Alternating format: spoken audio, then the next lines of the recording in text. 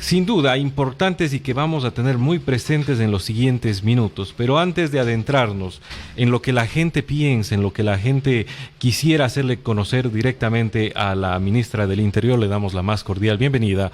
Muy buenas tardes. Muchísimas gracias a ustedes, gracias por la invitación, un gusto estar aquí, comentarle algunas de las actividades que hemos tenido esta mañana y por supuesto escuchar las inquietudes de las personas que se han comunicado con ustedes. Muy bien, doctora, una de ellas y sin duda hablamos incluso con mi compañero en esta mañana, es el helicóptero de la policía. Ya vamos a adentrarnos en el tema de la seguridad. El helicóptero de la policía fue entregado de la ciudad de Cuenca años atrás, pero hoy ya no pertenece a Cuenca. ¿Se ha pensado con esta ola de delitos, ola de crimen que está golpeando la sensibilidad cuencana, regresar el mismo para la ciudad? En realidad ningún helicóptero pertenece a ninguna ciudad, porque no tendríamos pues la capacidad, o al menos no la tenemos por ahora, la capacidad de tener un helicóptero por cada una de las 200 ciudades del país. La Policía Nacional tiene un servicio que se denomina aeropolicial. Es un servicio unificado nacional que se desplaza dependiendo de las necesidades a los lugares en donde esto se requiera. El aeropolicial tiene un avión. Este avión también tiene las facilidades para ser un avión ambulancia, entonces atiende una serie de emergencias, por ejemplo, si es que hay algún tema médico, una intervención quirúrgica de Galápagos que tenga que trasladarse al continente, no es estrictamente un tema solamente de seguridad policial, sino también de esta naturaleza, y los helicópteros de la misma manera hacen parte de estos controles. Por ejemplo, en estos días ha sido indispensable movilizar los helicópteros a las zonas de la Amazonía o de la Sierra Centro, en donde los deslaves prácticamente han impedido la salida de poblaciones enteras. Hemos podido evacuar personas luego de las crecidas de los ríos, así que estos son algunos de los ejemplos de lo que se hace con los helicópteros. Iba a decir los aviones, pero no son los aviones, es un avión, y sí son algunos helicópteros, algunos entran en mantenimiento, otros no. En otros se accidentó hace algunos meses un general que ha sido ya separado de la institución, pero eso también implica que tenemos uno menos mientras se recupera lo del seguro. No son de una ciudad, no son de una ciudad. Pero ojalá antes algún momento podíamos ver que circulaba con bastante frecuencia, es decir, de alguna manera sentíamos que había apoyo.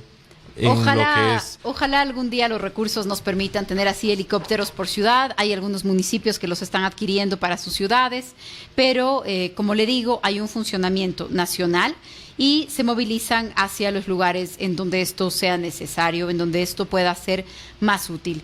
En el caso de Cuenca, de la SUAY, hemos traído más de 140 personas, personal policial entre tropa y oficiales, el último mes y medio, que ha sido un incremento. Se distribuyeron 2,000 personas a lo largo del país, de los nuevos graduados.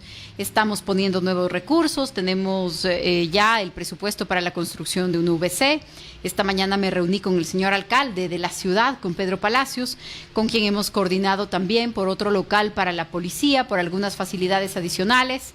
Esto es parte del trabajo de todos los días. Yo entiendo la preocupación de los ciudadanos, que muchas veces uno piensa, no sé, pues quiero verle con otro uniforme, quiero ver que se da vueltas el helicóptero, quiero ver si es que hay más canes, pero hay un trabajo, hay una planificación de la policía. Tratamos de hacer nuestro mejor esfuerzo, atender las zonas que lo necesitan, movilizar el contingente hacia donde creemos que se puede utilizar de mejor manera.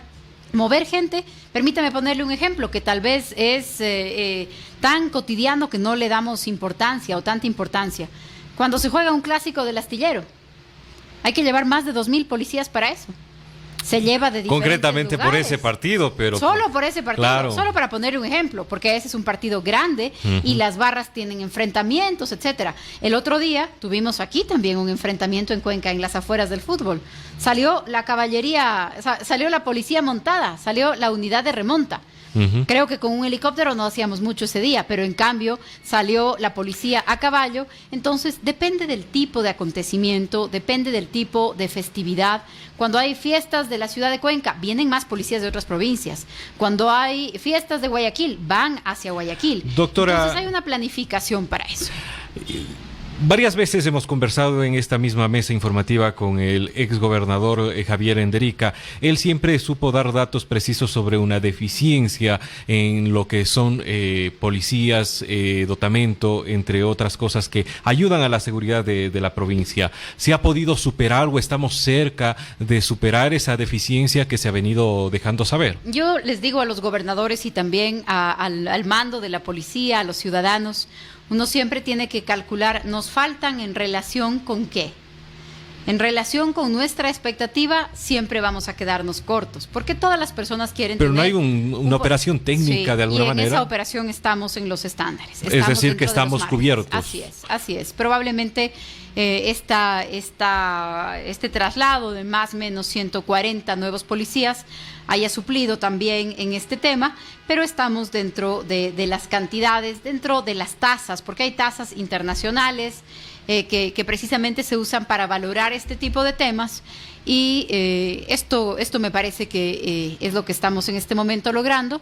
De todas maneras, no hay que olvidar que uno no puede de pronto tener más policías, sino que esto tarda, porque es una formación. En el caso de los oficiales, 4 años, en el caso de los policías, 2 años, pero hace un par de meses acabamos de graduar 2,000 nuevos policías. En este momento tenemos en todo el país 50,000 policías desplegados, y esto nos pone dentro de las tasas que se espera del número de policías por habitante. Doctora Romo, según sus propias declaraciones, ha dicho de que todo el trabajo en seguridad se está realizando y desplegando de manera técnica, pero cabe señalar hechos que incluso hemos conversado directamente con los ciudadanos y está entre las inquietudes que nos han hecho llegar. Por ejemplo, minutos atrás salía yo a la Remigio Crespo, que no es uno de los puntos más críticos de la ciudad, sin duda, y encontrábamos a 4 oficiales caminando en la misma dirección, todos juntos, viendo el celular por más de 15 minutos. ¿Eso es trabajo técnico? Tómeles una foto y mándeme, porque no tenemos puesto un GPS en cada policía para saber cuándo regresa a ver el celular.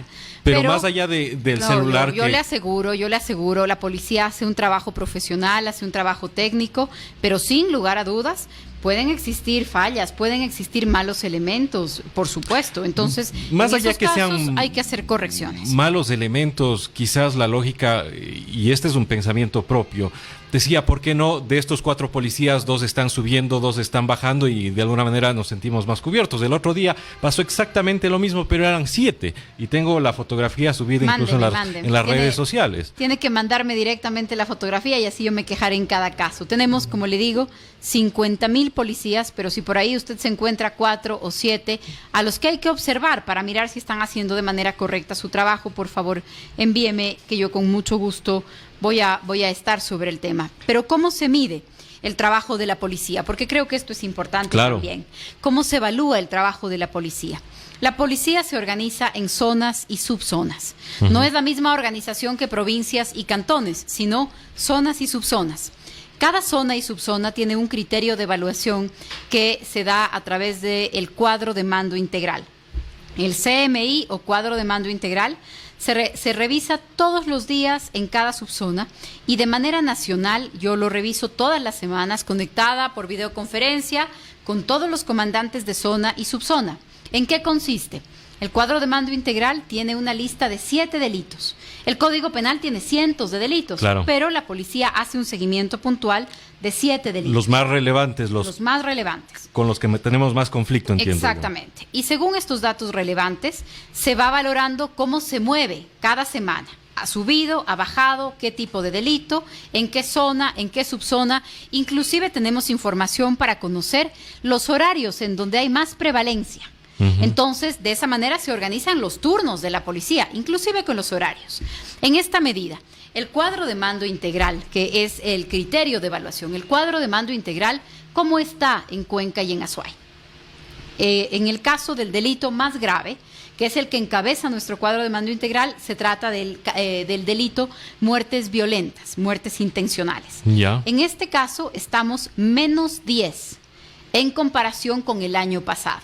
¿Con qué Pero ¿basado en qué cifras, doctora? Porque yo he tomado la debida precaución, conociendo esta entrevista, para hacer los respectivos cuadros y tengo información de los seguimientos que son y están al conocimiento público. En realidad, por ejemplo, en lo que es la zona norte hay un incremento importante, y en la zona sur hay un decrecimiento. Exacto. Es decir, no estamos empatando con lo que usted nos está diciendo. No, claro que estamos empatando, tenemos las mismas cifras. Cuando usted suma la zona norte con la zona sur y compara con el año pasado, tenemos menos 10.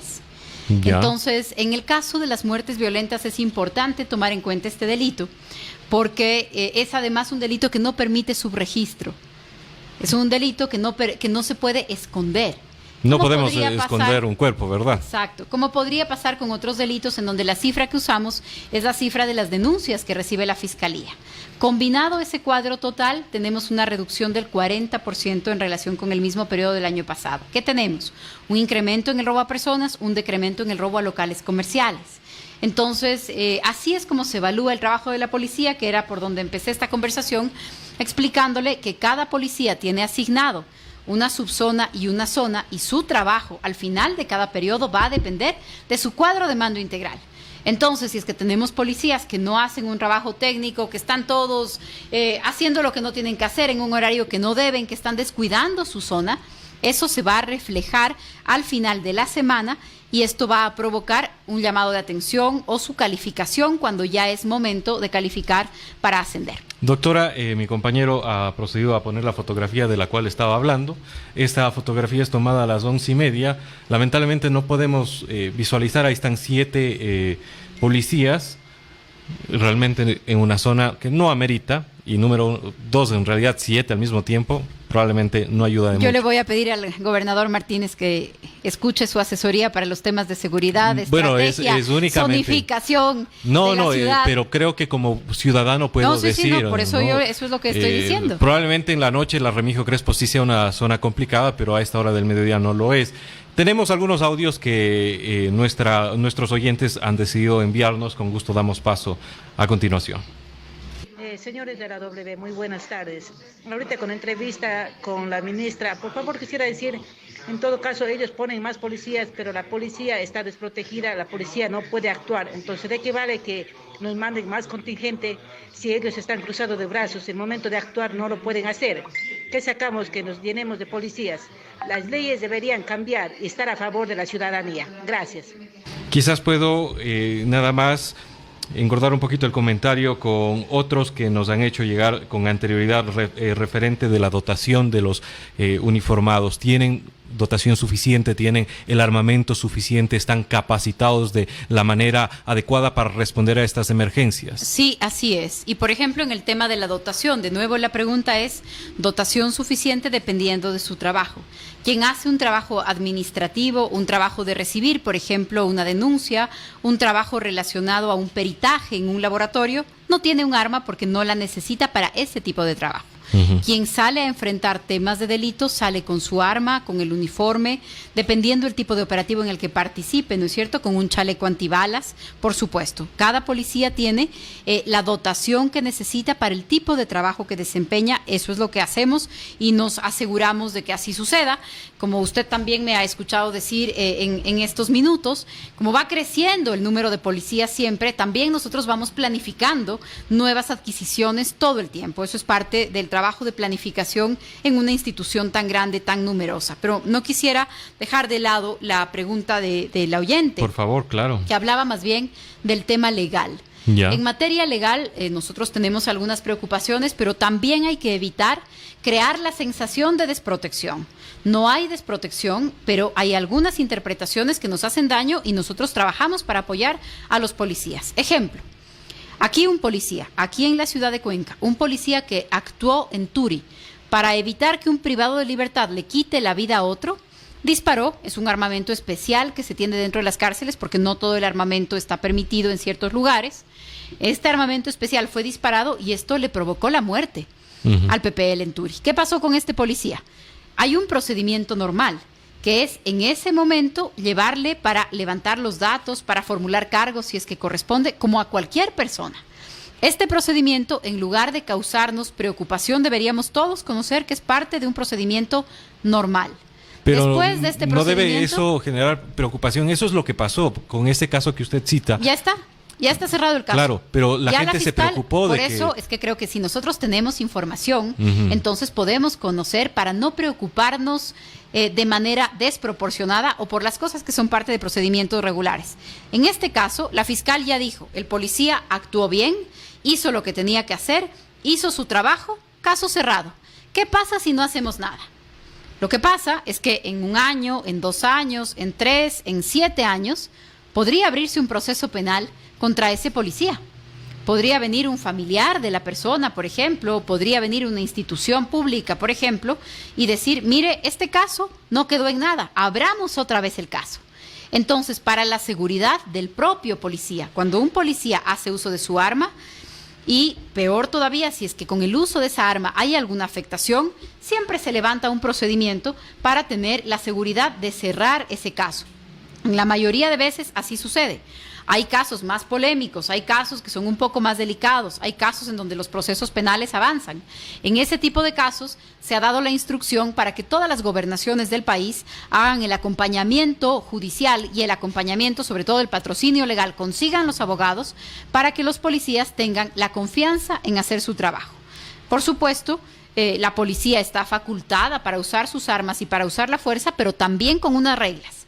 Y esas reglas, si es que en algún momento hay este uso de la fuerza, las reglas hay que cumplirlas por la propia seguridad de la policía para cerrar esos casos. Doctora, de este episodio de que usted ha puesto sobre la mesa de la discusión, ¿se aprendió lo suficiente? ¿Por qué? Porque el análisis de las imágenes que circularon ampliamente a través de las redes sociales dejaron ver el posible mal uso del arma no letal. Esto lo pusimos en discusión y lo analizó el ex subsecretario de Rehabilitación Social, Ricardo Camacho. Él decía, aquí no hubo un problema de si debió o no utilizar, debió utilizar. El problema es que cómo se lo utilizó, no se disparó de manera adecuada, no se lo hizo en parábola, él decía. Quizás falta entrenamiento en quienes están atrás de esta dotación importante. La policía está formada, está entrenada, se reentrena una vez al año y debemos tener confianza en lo que hace la policía. Creo que también es un poco más fácil, ¿no es cierto?, el mirar las cosas desde lejos y decir lo que se tiene que hacer, es más fácil que hacerlo. Yo creo que la policía actúa con gran valor cuando enfrenta este tipo de cosas. No sé si cualquiera de nosotros, ciudadanos, podría tener todas las precauciones y seguir todas las instrucciones en un momento en el que ve en riesgo su propia vida o la vida de las otras personas. Es decir, tener esa cabeza fría para actuar. La policía está entrenada para esto, por supuesto, pero una cosa es recibir un entrenamiento, otra cosa es enfrentar cada situación en cada momento distinto. Así que por eso me parece que hay que ser muy respetuosos con el trabajo que hace la policía. Yo soy muy respetuosa del trabajo que hace la policía.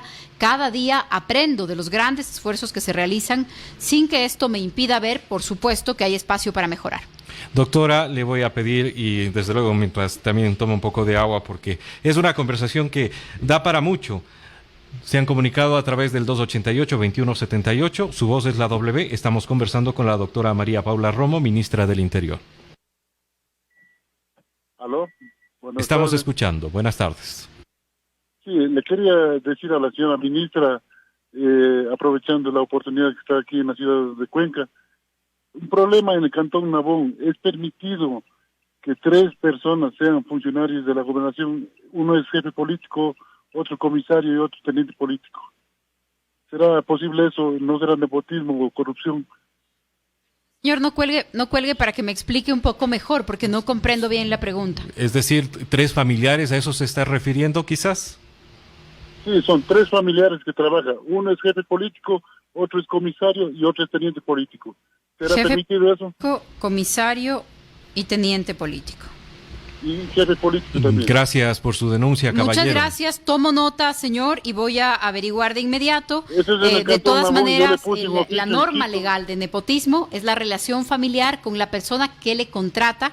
En este caso deben ser todos funcionarios de la Gobernación y del Ministerio del Interior, pero por supuesto que no es un mensaje apropiado si es que todos ellos tienen esta relación. Permítame averiguar un poco más, señor, y muchas gracias por comentarnos. Agradecemos la gentileza de la doctora Romo en contestar esta denuncia. Otros mensajes que con gusto voy leyendo para que la gente pueda interactuar. Es importante que directamente la ministra del Interior tenga la posibilidad de escuchar qué es lo que piensan ustedes, qué es lo que ven como ciudadanos, cuál es la realidad de Cuenca y el Azuay. Nos escriben y nos dicen: buenas tardes, estimados, el pedido de todos los cuencanos, ayuda con tantos malos venezolanos, es lo que escriben textualmente, que dañan la ciudad, dañan parques, propiedades privadas, se toman muchas canchas de los parques de nuestra ciudad, rompen vidrios de casas y se los reclama y se ponen más bravos porque nuestras autoridades les dan más derecho a los extranjeros que a los ecuatorianos. Todos estamos cansados de tanta injusticia para nosotros como ecuatorianos. Muchas gracias. Nada más ahí hago un paréntesis, siempre teniendo el debido cuidado y respeto de no caer en la xenofobia, ¿no? Doctora, es suya la palabra, no sé si gustaría responder a este comentario. Por supuesto, siempre dispuesta a responder a todos los comentarios. Esta mañana, en una rueda de prensa en la que podíamos conversar sobre este y otros temas, creo que debemos todos tomar conciencia de que la foto, el mapa de nuestras ciudades y de nuestras provincias ha cambiado. Ha cambiado en relación con los últimos años, ha cambiado con la ciudad en la que tal vez crecieron nuestros papás o nuestros abuelos. El tamaño de la ciudad de Cuenca es otro tamaño. La migración de todo tipo en la ciudad de Cuenca ha cambiado la fotografía de la ciudad. Lo que ha pasado en el país, lo que pasa en el país, también ha cambiado y cambia nuestra realidad. Yo hoy día hacía referencia a varios temas, al tema de la economía, al tema del crecimiento de la ciudad, al tema de un flujo migratorio inusitado en el país, inesperado, claro, porque la terrible crisis que ha vivido Venezuela ha provocado que millones de venezolanos literalmente salgan en un éxodo de su país. Se calcula que hay más de 1,5 millones de venezolanos en Colombia, más de 500,000 en Perú y más o menos 300,000 en el Ecuador. Eso cambia, por supuesto, la fotografía, el mapa de nuestras ciudades, claro que sí. Hay otras cosas que también modifican la realidad en la que vivimos. La minería ilegal, el narcotráfico.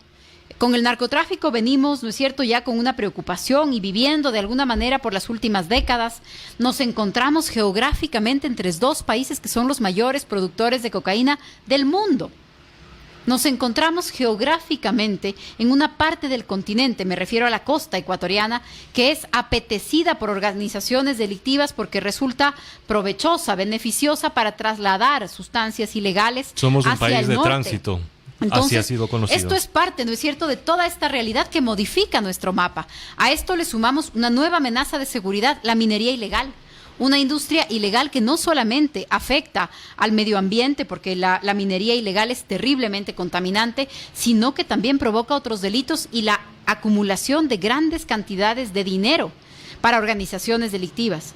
Todo esto, por supuesto, si nosotros comparamos y decimos, bueno, en donde yo crecí de chico no era así, así es. En donde crecimos o en la ciudad en la que crecieron nuestros papás ya no es la misma.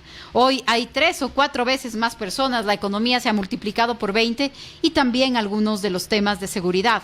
No podemos, porque no funciona así ni el Ecuador ni el mundo, no podemos ir hacia atrás, no podemos de la añoranza tratar de eliminar, ¿no es cierto?, todo lo que nos preocupa o todo lo que ha cambiado, pero lo que podemos hacer es enfrentar esta nueva realidad. ¿Qué está haciendo el gobierno? El gobierno procura tener una regulación para una migración ordenada y para una migración regulada. El gobierno ha puesto 2 requisitos diferentes en 2 momentos distintos para la entrada en particular de ciudadanos venezolanos. Lamentablemente la Corte Constitucional ha suspendido estos requisitos. Tal vez retiro el lamentablemente, ese es su trabajo, nosotros tenemos que acatar la sentencia, pero también le puedo decir que seguimos buscando regulaciones y alternativas para tener una migración ordenada, para tener una migración que nos permita mantener mayor control sobre este fenómeno. Y yo hay algo que no dejo de repetir nunca. cuando vemos la lamentable situación de los hermanos venezolanos, la dolorosa situación que están viviendo, sin que esto justifique ni exculpe a quien actúe fuera de la ley, que creo que son una minoría, como también en el caso de los ecuatorianos, son una minoría los que actúan fuera de la ley. Pero yo no puedo evitar, cuando veo estas escenas tan dolorosas, pensar que esa no es la situación del Ecuador y que pudo haber sido la situación del Ecuador y no es. Tenemos una recuperación económica, tenemos una recuperación democrática, tenemos una recuperación institucional para enfrentar este y otros problemas de otra manera, con otra realidad. Antes de quizás pasar a otro tema, doctora Romo, y sobre la diáspora venezolana, me gustaría saber si quizás se está considerando algún plan integral entre las diferentes instituciones, incluso el GAD municipal, porque es conocido, según varios estudios que se han llevado a cabo de manera internacional, que es proporcional, inversamente proporcional, la delincuencia con la falta de trabajo, fuentes de sustento, etcétera. Es decir, quizás no todos los que llegan a Ecuador desde Venezuela u otras patrias son delincuentes, pero se ven empujados por la situación, la desesperación.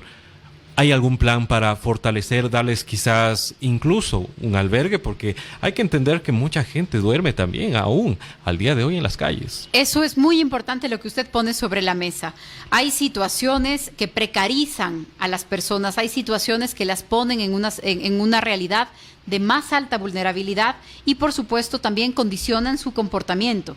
En todo el Ecuador, que era algo que ya no teníamos hace algunos meses, ha aumentado muchísimo la cantidad de personas viviendo en situación de calle. El gobierno tiene decenas de albergues en todo el país. Recibimos a miles de personas para que tengan un techo, una ducha, un plato de comida, mientras se encuentran otras ocupaciones. Pero también hay una realidad. El país vive un momento económicamente difícil. No tenemos un mercado laboral que tenga la capacidad. Es decir, estamos desbordados de nuestras capacidades. Eso. Por supuesto, sin lugar a dudas. Mire usted, no tenemos todavía pleno empleo ni para los que ya estábamos aquí. Si siguen llegando más personas de donde quiera que vengan, cualquiera que sea su capacitación, no tenemos un desarrollo en este momento que nos permita, en verdad, que el mercado laboral recoja a todas estas personas. Por eso es un trabajo, por un lado, de albergues de protección temporal, en donde el gobierno está haciendo su mayor esfuerzo. Muchos municipios también están en esta línea. Desconozco si es que el municipio de Cuenca también tiene un espacio así, ojalá que sí.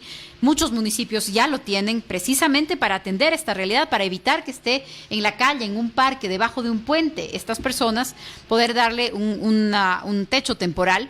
Pero también el gobierno trabaja para generar condiciones de prosperidad, así se llama el plan económico del gobierno, el plan Prosperidad, para crear condiciones de un mercado de oportunidades laborales para los ecuatorianos y por supuesto para quienes quieran venir al país, pero siempre con la prioridad del empleo y del empleo para los ecuatorianos, que no podemos olvidar que ya antes de este fenómeno migratorio el tema empleo era una prioridad para nosotros. Estamos conversando con la doctora María Paula Romo, ministra del Interior. Agradecemos a quienes nos acompañan a esta hora del mediodía. Nos quedan pocos minutos, así que voy a tratar de dar a conocer. Tengo una decena de mensajes, preguntas, comentarios que con gusto intentaré compartir con la doctora, con la ministra del Interior. Tengo una llamada esperándome, le agradezco su paciencia. Le escuchamos, su voz es la W. Doctora, buenas tardes. Una pregunta concreta, por favor. ¿Cuál es su opinión sobre las personas que actualmente se encuentran a cargo de los centros de privación de la libertad y que no tienen experiencia en el tema de la rehabilitación social, específicamente el caso de Turi? ¿Puede usted responder, existe un ministerio que se hace cargo del tema de rehabilitación social, así que mal haría yo en referirme a colaboradores que no trabajan conmigo directamente y que no trabajan en el ministerio que está a mi cargo. Sin embargo, le puedo decir que hace algunas semanas el presidente Moreno ha nombrado como director nacional de este ministerio, SNAI, se llama Secretaría Nacional de Atención de Personas Privadas de Libertad, ha nombrado al general Edmundo Moncayo, general en servicio pasivo de la Policía Nacional, con 36 años de experiencia en la policía, con una hoja de vida impecable y que yo creo que está haciendo un trabajo importante en circunstancias muy complicadas, que además aceptó el reto, el desafío, la responsabilidad de entrar al sistema de cárceles en un momento de crisis.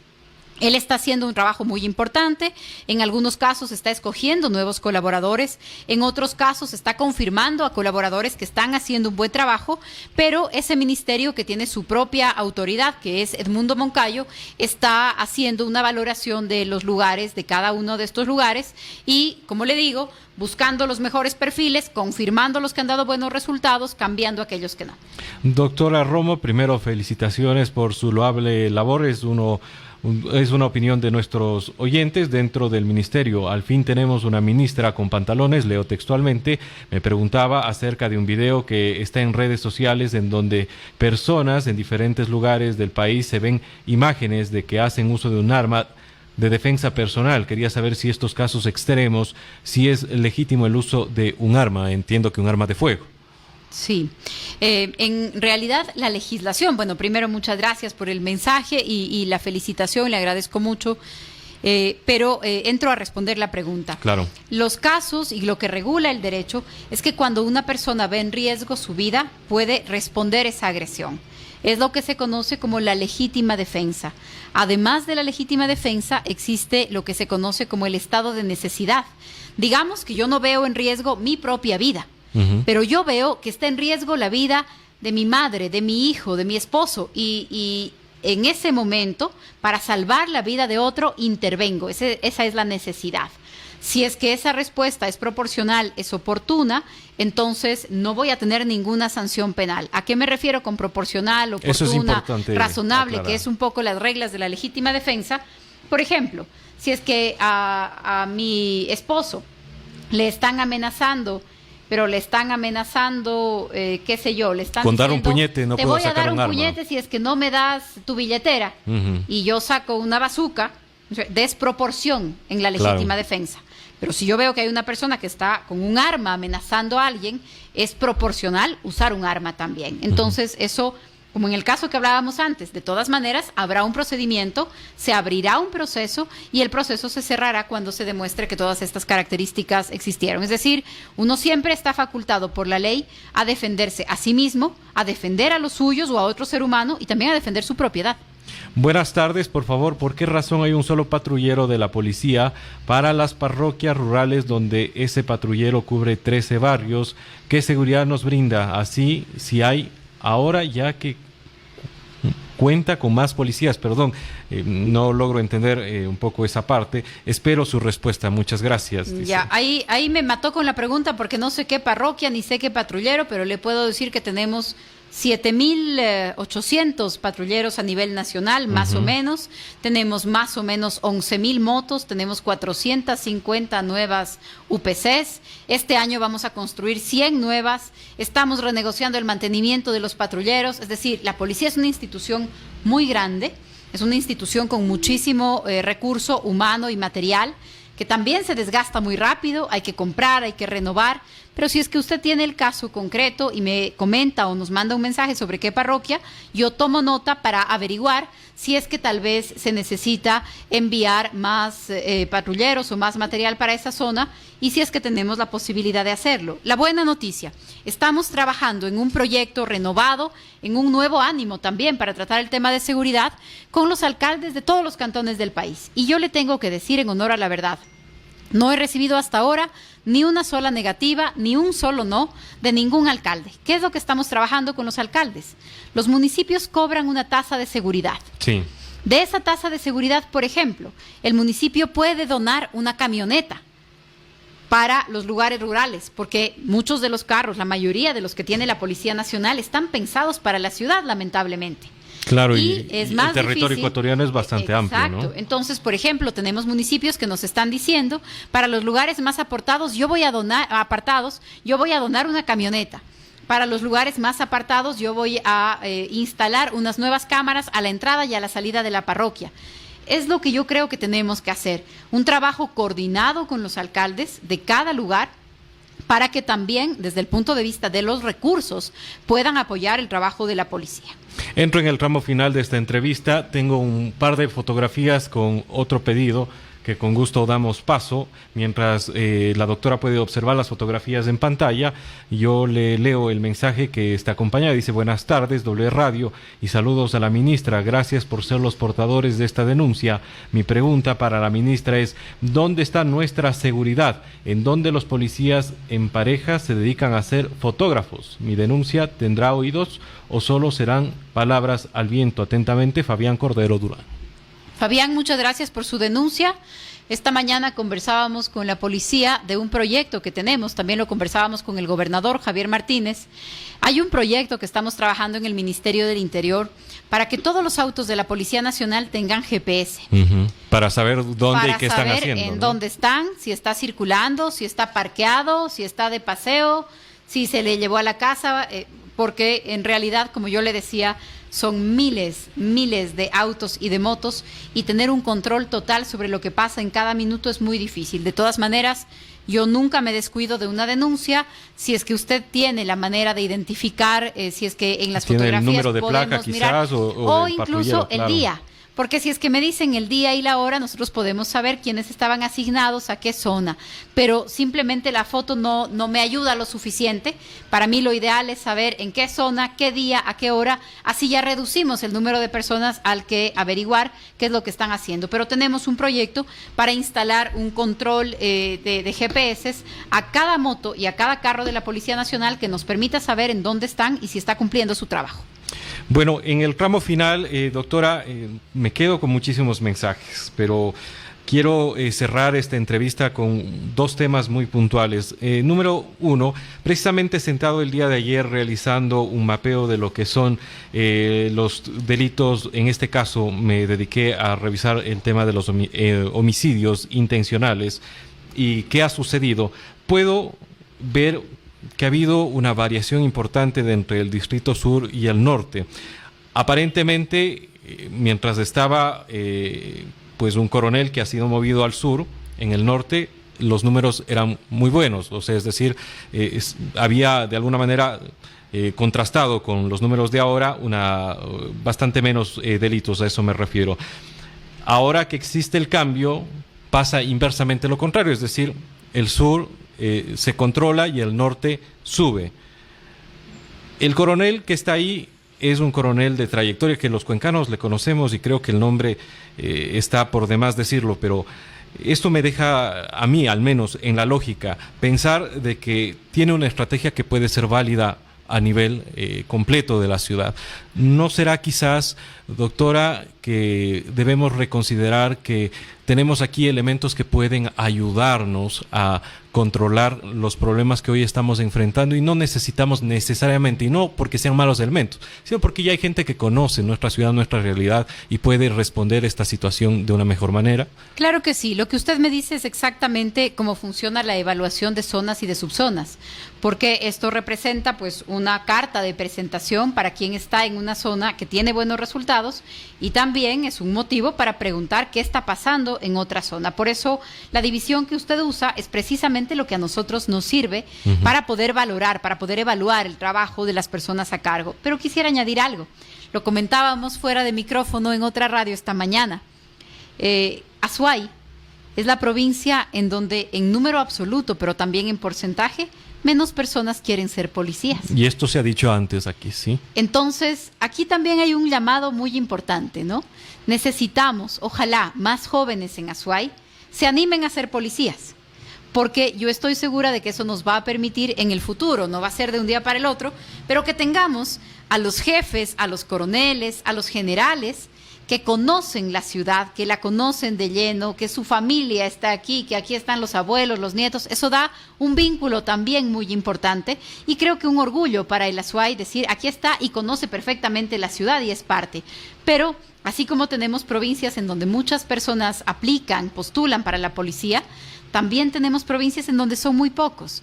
El caso del Azuay es una de esas provincias. Estamos trabajando con una estrategia que yo ya no estaré aquí para mirarla, pero ojalá nos pueda dar resultado, y es precisamente demostrar otras cosas que hace la policía. Porque si los jóvenes lo que ven es una policía, por ejemplo, que reprime, que ataca, que impide una movilización, es probable que esa imagen es una imagen que no le convoca a mucha gente en el Azuay a entrar en las filas de la policía. Pero, por ejemplo, si es que pudiéramos demostrar más, la policía que hace lucha contra la corrupción, la policía que hace ciberseguridad y que lo que hace es desestructurar organizaciones de pornografía infantil, de delitos financieros a través del Internet, la policía turística que tiene otro tipo de trabajo para incentivar el turismo, para proteger a los turistas.